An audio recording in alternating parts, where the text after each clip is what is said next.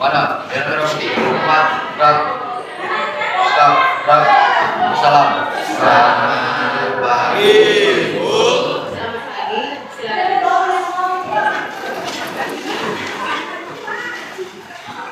Apa kabar anak? Baik. Apakah kalian senang? Apakah kalian bahagia? Saya akan sedikit bertanya tentang materi kita yang lalu. Kalau yang hari ini itu tentang kritik dan esai, tapi sebelum itu kita sudah pernah belajar tentang apa? Ayo, apa yang terakhir? Artikel. Sedikit saya akan bertanya tentang apa?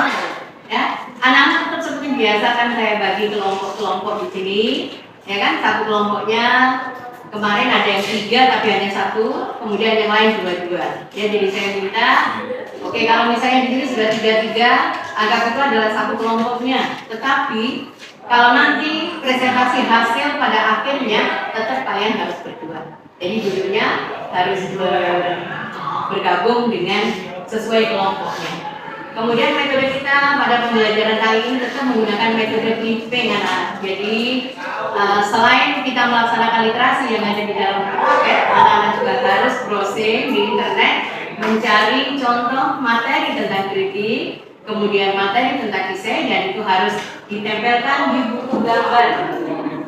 Ya, di buku gambar yang sudah ada, kalian sudah pernah belajar yang kemarin, ya kan?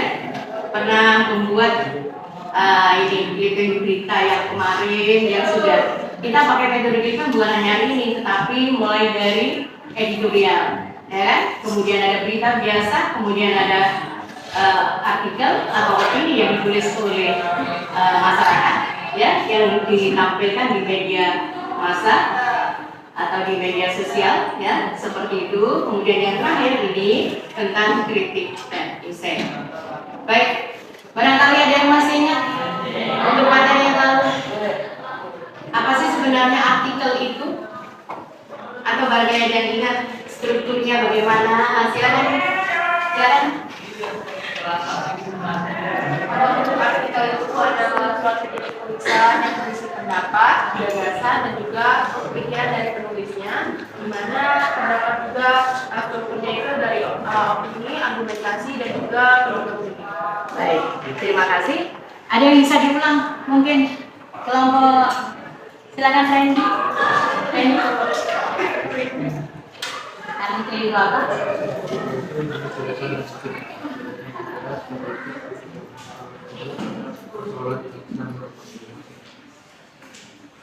Yang dihadapi oleh penulisnya, ya kan? Seperti itu.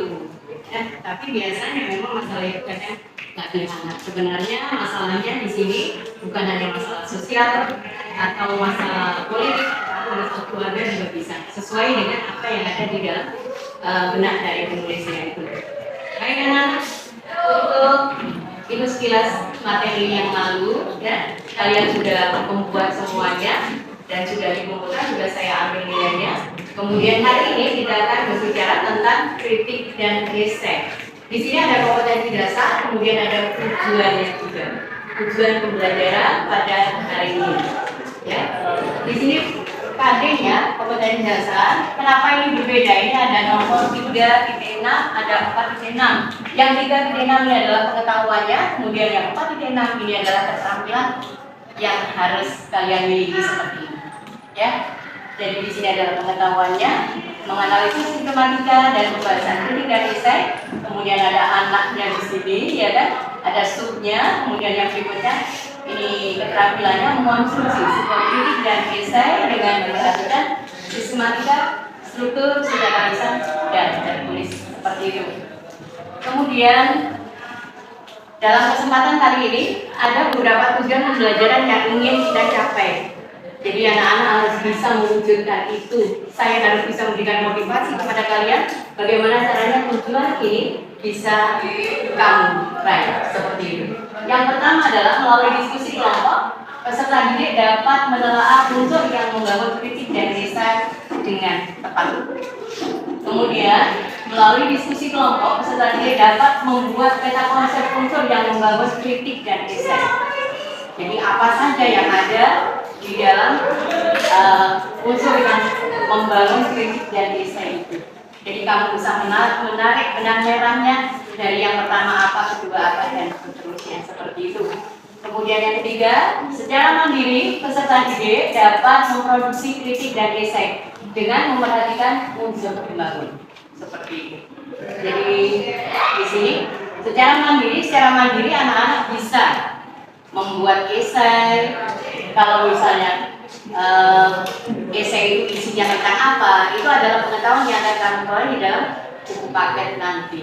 Ya, jadi untuk langkah yang pertama untuk mencapai ini, anak-anak saya persilakan untuk membuka atau literasi bukunya. Ya, nanti juga ada literasi tentang videonya supaya kalian lebih mantap lagi, kalian lebih paham lagi apa sih sebenarnya kritik dan esai itu. Sebelum dilanjut, adakah pertanyaan? Barangkali ada pertanyaan? Silakan. Tidak ada? Tidak ada. Baik. Ya, yang jelas kita pahami dulu apa sih sebenarnya kritik dan esai dengan cara literasi. Ya. Untuk yang pertama, silakan buka buku paketnya dulu. Kami pelajari dulu tentang bab kritik dan esai. Ya. Saya berikan waktu 10 menit ya untuk memahami dari materi kritik dan esai. Nanti berikutnya akan kita lanjut dengan menonton video supaya kamu lebih yakin apa sih sebenarnya kritik dan esai.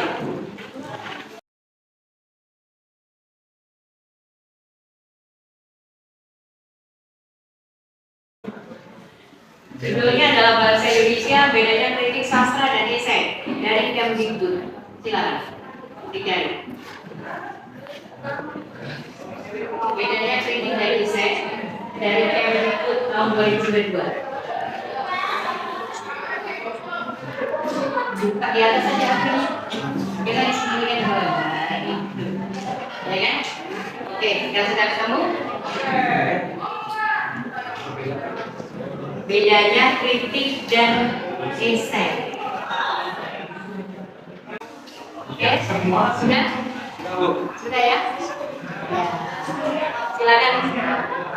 Kritik sastra ditulis berdasarkan penilaian objektif. Isi dari teks ini nggak berat sebelah.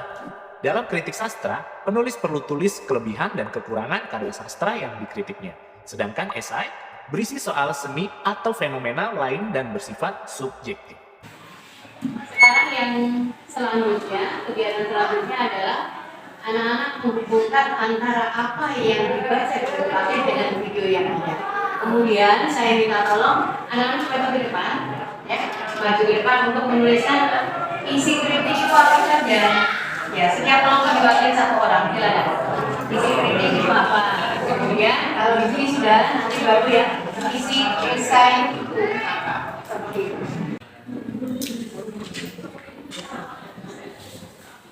Baik, yang pertama berisi penilaian kelebihan dan kekurangan sebuah karya. Karya di sini karya apa maksudnya? Silakan masukkan dulu. Karya apa maksudnya? Karya sastra boleh. Selain karya sastra, karya apa? Seni, ya kan, musik, pokoknya seni yang ada di sini.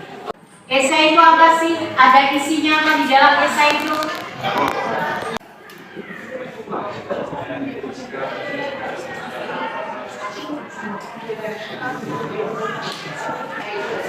Jangan dulu. Apa sih yang dimaksud dari itu? Berisi opini pribadi terhadap suatu fenomena. Maksudnya apa? Yang saya maksud ini, jadi di esai itu terdapat pendapat pribadi atau opini pribadi penulis tersebut. Terhadap suatu fenomena. Jadi kalau misalnya ada suatu fenomena, nah si penulisnya ini dia akan memberikan pendapat terhadap fenomena tersebut. Oke. Sekarang fenomena itu apa saja? Fenomena itu ada banyak, misalnya kayak kejadian peristiwa di sekitar, atau kalau yang sangat diperbincangkan, itu juga sebuah karya. Yang saya berikan ketika selesai pembelajaran dan kalian sudah mengumpulkan dan sudah saya nilai. Ini adalah tugas berdua, ya. Setiap kelompok bagus-bagus nilainya, selamat kan buat kamu ya kan. 80, 85, ada yang 90 nilainya. mau diambil atau untuk saya? Diambil, baiklah nanti saja ya. Nanti saya titipkan di sini dulu, nanti silakan ya. Baik. Kemudian selanjutnya kita akan membahas tentang struktur dari kritik dan esai dan aspek kebahasaan dari kritik dan esai seperti itu. Berdasarkan apa yang sudah kamu tonton, kamu baca, ya, bagaimana anak? Saya minta tolong satu saja, satu yang mungkin bisa menunjukkan dari struktur esai dan kritik. Silakan. Untuk esai dan kritik, kalau ya mirip-mirip, tapi pada intinya itu yang pertama ada tesis, pendapat, terus kemudian ada argumentasi sebagai isinya, dan yang terakhir ada penjelasan. Oke. Ada yang punya pendapat lain? Mungkin ungkapannya yang berbeda? Kalian setuju dengan pendapat satu? Setuju. Baik. Memang kenyataannya seperti itu, ya kan? Berbeda tapi tipis bedanya, ya kan, strukturnya. Yang jelas ada pernyataan pendapat itu udah diikuti dengan argumen, ya kan? Apa pendapat alasannya dari pendapat yang diajukan, alasannya apa? Kemudian yang terakhir adalah penjelasan ulang atau kesimpulannya. Kemudian untuk aspek kebahasaannya bagaimana? Silakan. Baiklah. Kalau memang pemahamannya masih kurang, ya silakan diterasi kembali, ya kan? Silakan diterasi kembali. Baik. Untuk tugas berikutnya, tolong anak-anak mencari, ya kan?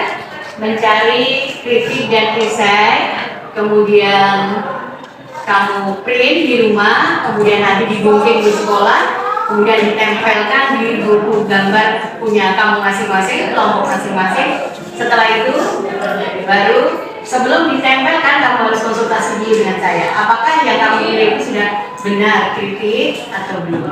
Bisa dipahami? Oke, kalau begitu selamat bekerja. Pembuatan clipping kritik dan esai di kelas 12 MIPA 4.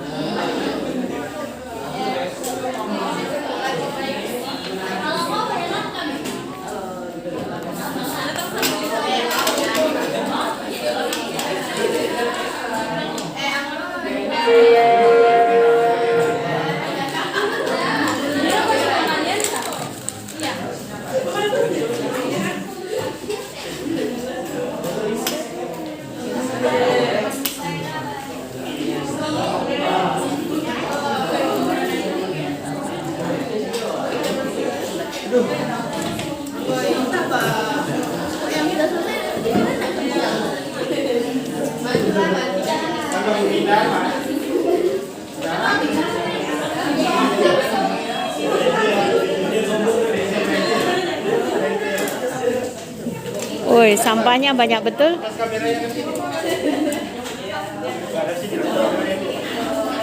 Baik teman-teman, kali ini kita akan presentasi pembelajaran materi kritik dan esai dengan metode clipping. Assalamualaikum warahmatullahi wabarakatuh.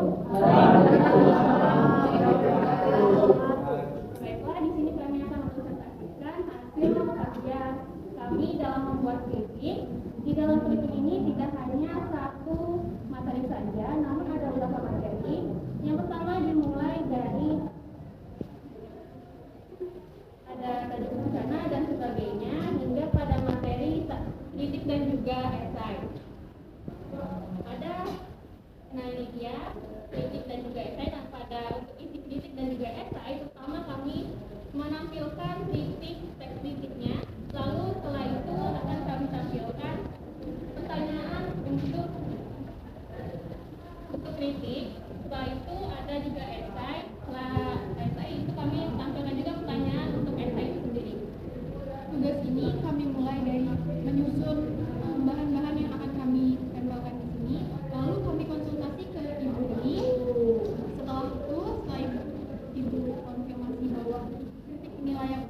lanjutkan, maka kami lanjutkan dan dikerjakan untuk ditempel di sini. Dan tugas ini tidak kami kerjakan sendiri, namun berkelompok. Satu kelompok bisa 2 atau 3 orang. Setelah tugas ini selesai, kami langsung melanjutkan evaluasi bersama ibu. Kemudian ada yang mau bertanya?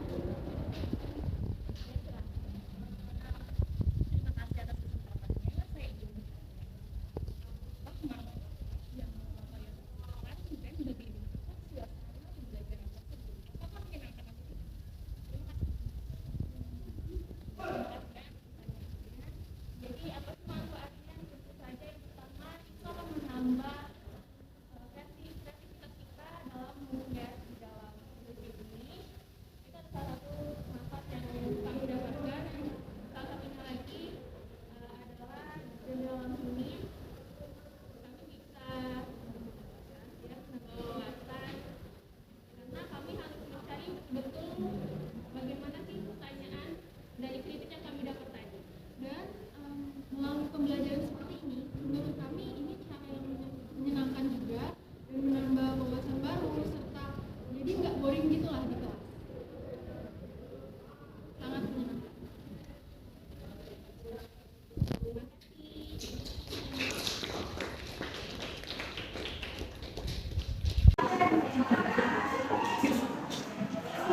Selamat pagi semuanya.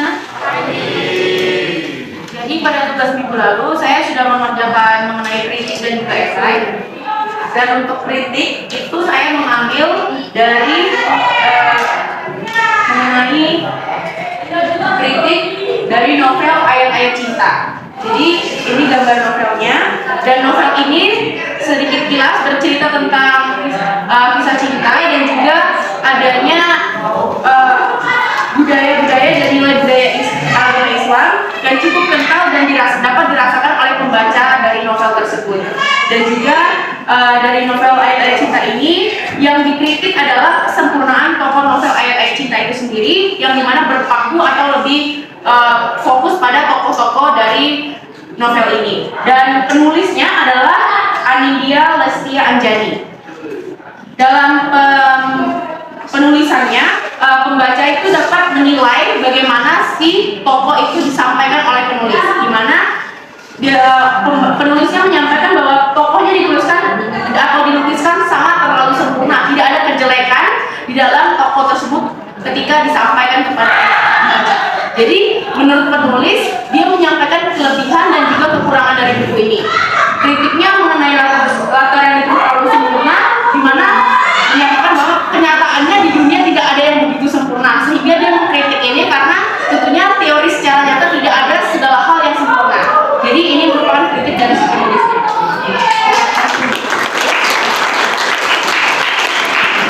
Kemudian untuk esainya, kamu sendiri setuju tidak dengan apa yang sudah boleh menjadi kritik kita? Setuju, karena pada dasarnya tidak ada manusia yang sempurna, ya kan? Terlalu sempurna yang bisa. Oke, lanjut yang esai. Dan untuk yang esai selanjutnya saya mengambil judul Aku di Masa yang Akan Datang, di mana ditulis oleh Nur Rahmatul Aini. Dia penulis ini menulis mengenai bagaimana di masa depan dia ingin menjadi seorang yang berpengaruh di pemerintahan, bagaimana cita-citanya untuk membangun negeri, di mana dia ingin semakin berkembang dengan pendidikan, dan juga di era globalisasi ini tentunya tidak hanya secara pengetahuan, dia harus berkembang secara teknologi juga mengikuti perkembangan zaman. Di mana dia menuliskan pendapat pribadinya ketika dia di masa sekarang dan bagaimana dia akan ada di masa depan dengan jabatan yang akan dia capai dan juga cita-cita yang diinginkan. Oke, berikan tepuk tangan. Baik, ada sedikit pertanyaan dari saya. Bagaimana dengan metode kritik ini yang diterapkan? Menurut saya metode kritik ini sangat baik, Bu, karena kan kami tidak hanya dituntut untuk membaca saja, tapi kami selain itu dituntut untuk kreatif dalam menciptakan kritik yang baik, yang cantik, dan juga kayak biar lebih meningkatkan estetika dalam belajar. Kemudian ini saya juga akan menyampaikan hasil ulangan karya kalian. Ya, hasil ulangan karya kalian di sini luar biasa biasa anak-anak, hanya ada beberapa orang yang mendapatkan nilai 2 KKM. Hanya 4 orang dari 36 orang, 36 siswa, hanya 4 orang yang nilainya 2 KKM. Untuk mereka yang itu saya siap untuk membantu, silakan kalau ada waktu saya akan menyajikan kembali materi ini dan kita siap untuk tanding yang kedua seperti itu. Untuk yang ini tepuk tangan dulu untuk Zara Rizky 100 nilai.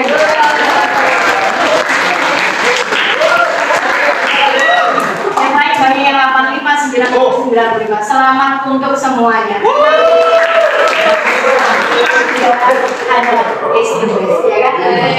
Terima kasih. Mungkin sampai di sini anak-anak bersama kita tutup dengan doa dulu ya. Mudah-mudahan ilmunya bermanfaat bagi kalian buat masyarakat. Silakan dipimpin doa dulu. Siap. Sebelum mengakhiri pembelajaran, berdua kita berdoa. Doa mulai.